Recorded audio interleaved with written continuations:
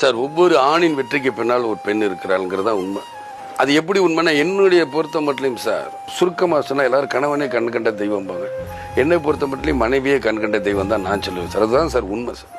ஏனென்றால் பல வகையில் எனக்கு சந்தர்ப்ப சூழ்நிலை எல்லாத்துலையும் கை கொடுத்துருக்காங்க சார். அவங்க எனக்கு எவ்வளோ இழப்புகள் வரும்போது கூட, நஷ்டங்கள் தொழில் ரீதியாகவும் மற்ற ரீதியாக வரும்போது கூட கவலைப்படலை. இவ்வளோ ஏன் சார், இது பார்த்து கட்டினது தான் சார் கல்யாண மண்டபம்.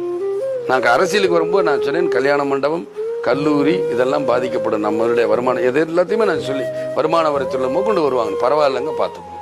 அது பார்த்து அந்த கட்டின கல்யாண மண்டபம் இன்னைக்கு இடிச்சாங்க. ஆனால் அரசாங்கம் கொடுத்து 8 கோடி ரூபா, அதோட வேல்யூ வந்து 70 கோடி ரூபா சார். நான் 60 கோடி இழந்து தான் இருக்கேன்.